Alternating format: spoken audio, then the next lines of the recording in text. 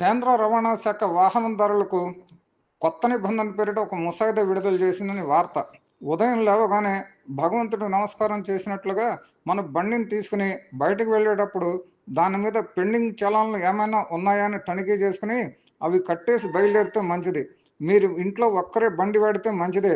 ఇంటిల్లపాది ఒకే బండి వాడితే ప్రతిరోజు దాన్ని చెక్ చేసుకుంటే మంచిది. రాంగ్ రూట్లో డ్రైవింగు, హెల్మెట్ లేకుండా డ్రైవింగు, మందు తాగి నడపడం లేదా పొల్యూషన్ వెరిఫికేషన్ చేయించకుండా బండి నడపడం, రాంగ్ రూట్లో బండి పార్క్ చేయటం. అబ్బో, ఒకటేమిటి, వాహనం కొనే ముందు వాహనం చట్టం మీద అవగాహన ఉన్నవారిని సంప్రదించి బండి కొనుగోలు చేసే రోజులు వచ్చేసాయి.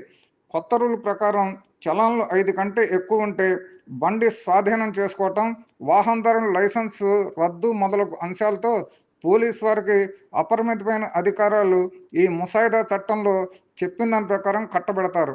చలానా పెండింగ్ ఉంటే 45 రోజుల్లో తీర్చాలి.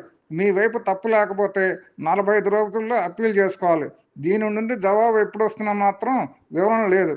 పరిశ్రమల నుంచి వచ్చే రసాయన కాలుష్యం మీద పొల్యూషన్ బోర్డు ఎటువంటి చర్యలు తీసుకుంటుందో అందరికీ తెలిసిన విషయమే.